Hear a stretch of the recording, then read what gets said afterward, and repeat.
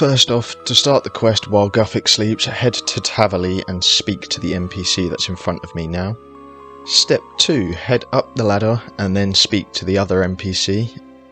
Be warned, because there will be more mobs that are going to spawn and try to kill you, so be prepared. Talk to the NPC once more and he's going to tell you to go to the fight arena, so that's where we're going next. And bring some coins with you because you are going to need them.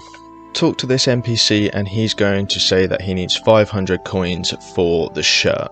Once you have the shirt, head over to the Hunter Master in Feldip Hills and you're going to speak to him about some tracking. Please take note that you will need to be able to make a pitfall trap, so bring an axe and a knife with you. Once you've done that, return to the Hunter Master and you have now obtained a new pet. Say goodbye to the kitten.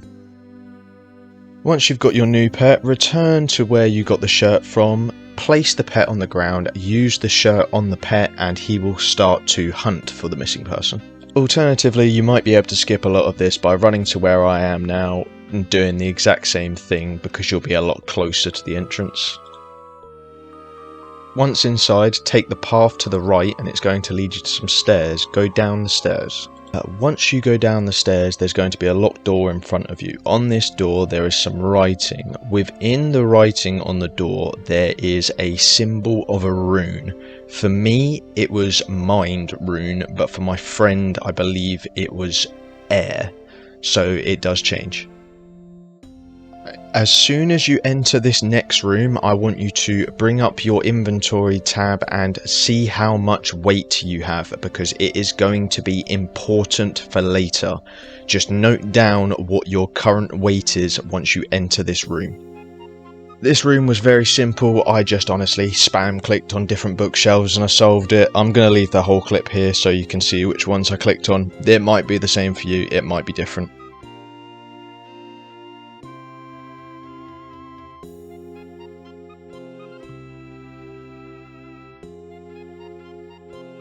Oh wow, open it up, just take damage. Lovely, thank you.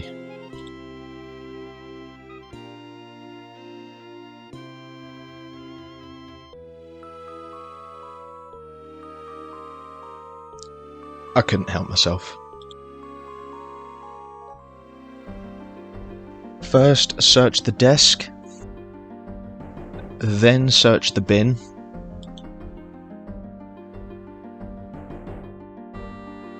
Then use the key on the final bookcase.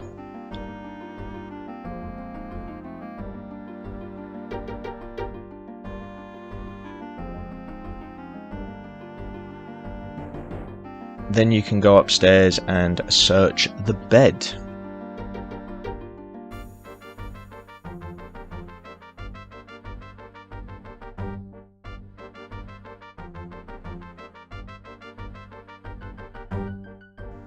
Oh lovely, more damage. Okay, don't do that. Make sure you search the chest before you open it.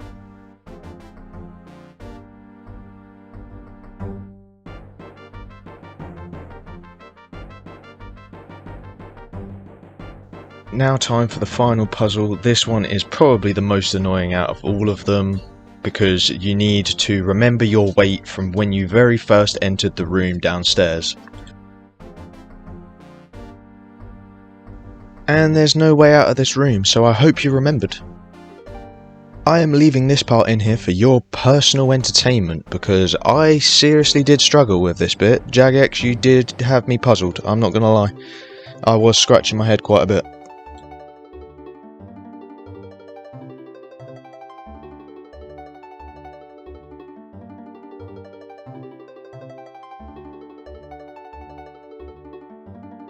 Oh, screw it, it's time to see what happens if you fail.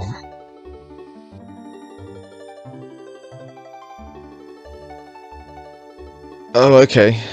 They gas you out. Lovely. But this is what should happen if you do get it right. After this is done, we return to Taverley. Now we're back in Taverley, talk to the NPC upstairs once more, and he's going to send us to McGruber Woods.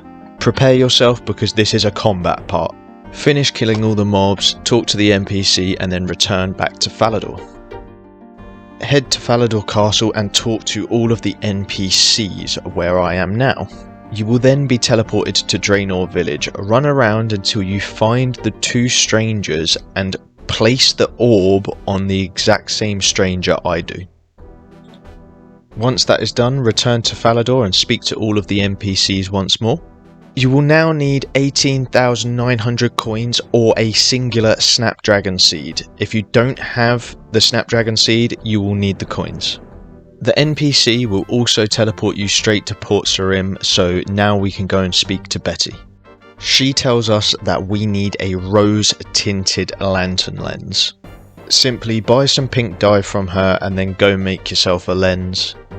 This is another part that I was stuck on, but thanks to this absolute Chad showing me the light. Stand by the door and use the lens. Return to Falador and speak to the NPCs once more. Head upstairs and plant the seed. Return to the NPCs and speak to them all once more.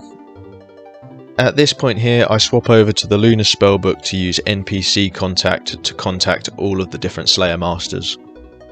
Alternatively, you can just go and speak to the NPCs yourself instead of using this method. Once that's done, speak to the NPCs in the castle once more. At this point, the plant on the roof is grown, so you can go and collect that and speak to them once more. With the potion now made, we can administer it to the stranger and he's going to tell us everything we need to know. We now need a papyrus and charcoal so he can draw us a sketch. You can buy both of these from the general shop on Karamja if you're an Iron Man. Alright, return back to Falador and he's going to draw us a sketch. After he has finished drawing the sketch, speak to all of the NPCs and then teleport to the Warriors Guild. At the Warriors Guild, there's 3 NPCs we need to speak to. Gormal, the middle one, and the strength guy. Yeah.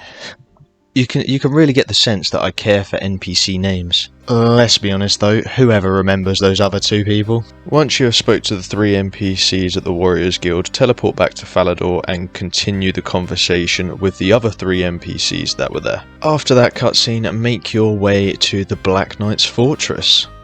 Remember to bring an uncharged orb and the charge orb spell because you are going to need them to open up a pathway. Cast the charge orb spell but click the tile on the floor. Go directly across the bridge and follow the path I'm about to take. When you get to the end of the path, if you take the direct left door, that will take you back to the start and it's going to open up a shortcut for you. Once the shortcut is opened, head directly into the room to the north. Once in this room, find the Elite Black Knight and kill that until you get 3 pieces of the armor set.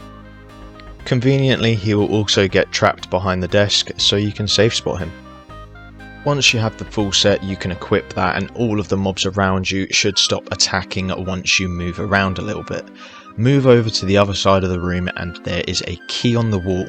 Grab the key and open up the 2 wardrobes. Inside the wardrobes there are 2 different types of armor. You will be needing these, but don't worry if you don't have that much space just yet. On one of the tables there will be a lobster and a restore. You will need these to take to the prisoner.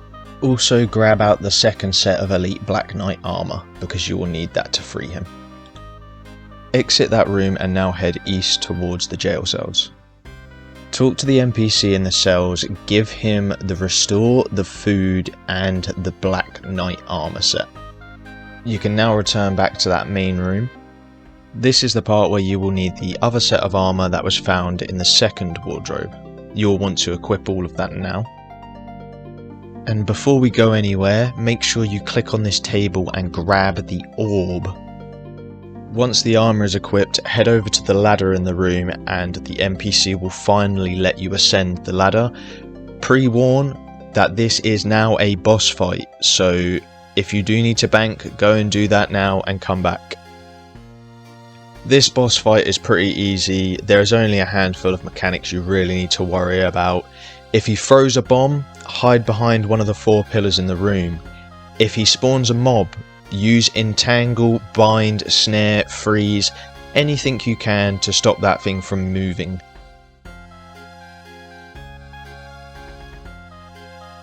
There we go, NPC spawned, and I'm going to ensnare or bind.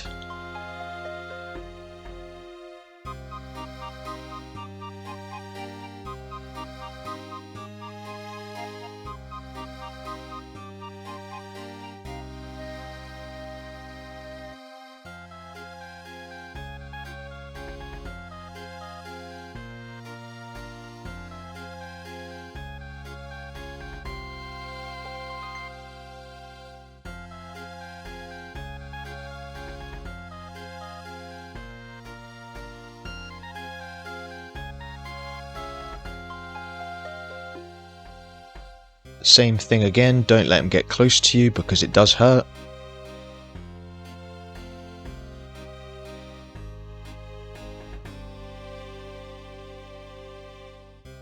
And there's the bomb, hide behind a pillar.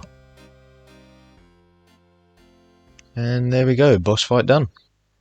Once you have killed the boss, the orb what we picked up from downstairs, use that on him and then teleport to Falador. Return to the NPCs and speak to them all once more. You will then be teleported back. Once you have teleported back, on one of the tables there is a death rune and a lore rune. You will need both of those. Head back up to where you teleported in from, go and stand on the rune and then click the teleport orb. Head east towards the climbable wall. Jump across the gap and a cutscene will play. As I don't want to spoil it for everybody, I have cut the cutscene out. After that, return back to Falador and speak to all the NPCs once more. It is now time to head towards Tears of Guthix, so don't forget to bring your Sapphire Lantern because you will be needing it. Speak to the NPCs on this ledge and then click on one of the electrical orbs flying around and you will want to descend into the chasm. I also do recommend a lot of free inventory spaces for this part. You're not going to be fighting anything, so just bring as many free inventory slots as you can.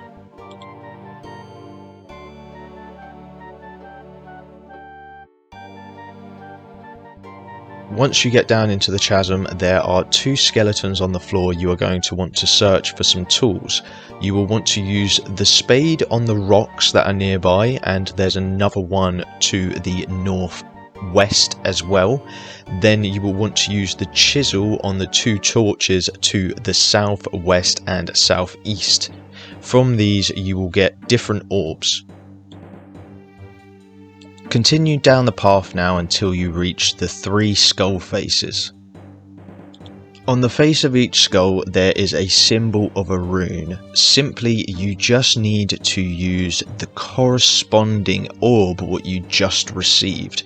Place that into the rune and you will get a block. Once you've done this, climb inside each skull and there is going to be a tunnel. Follow the tunnel down to the end and there will be a square hole. Simply fit the corresponding rune to each hole. And the final one you are left with, climb back up the rock faces again and place it in the final slot and you should be on to the very last 2 steps of the quest. Once you get to this part, search the skeleton on the floor and you will receive a silver sickle and some druid pouches. What you need to do with these is, down each pathway there are different totems or statues, shall I say. Basically you need to make different potions for each statue. I am going to leave the cheat sheet for all of the potions on screen for you all for this part. If you run out of druid pouches, there are vines on the floor. Simply use your bloom on the silver sickle and you will receive these like lily things. Basically 3 of those, just like Mortimer fungus. It's pretty simple. I'm sure you will figure it out. If you've managed other quests and you've got this far, you'll figure it out.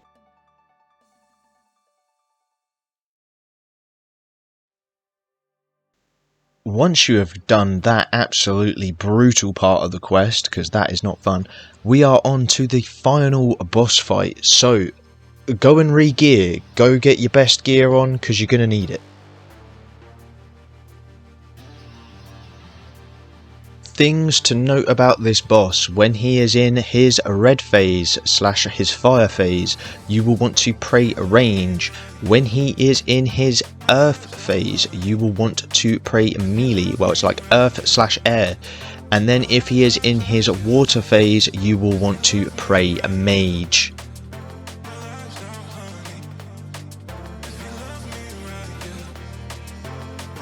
My first attempt, I kept messing up some of the prayer swaps, and all it does is drain your stats and your prayer, and I didn't account for that, so I did actually die on this first attempt.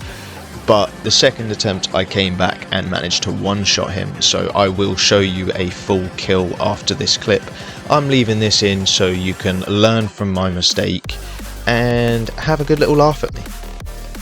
If you do die though, don't worry, it's not too big of a deal. Just teleport back to Tears of Guthix and all of your stuff will be at the top of the chasm.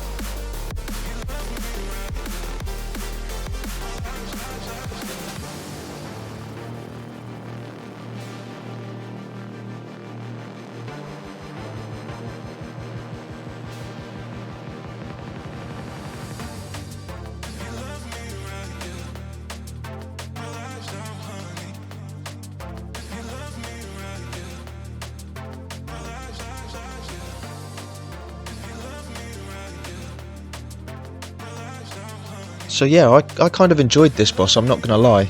I thought it was a little bit of a challenge. I don't really like switching too much, so it did get on my tits a little bit, but still, it was a fun challenge.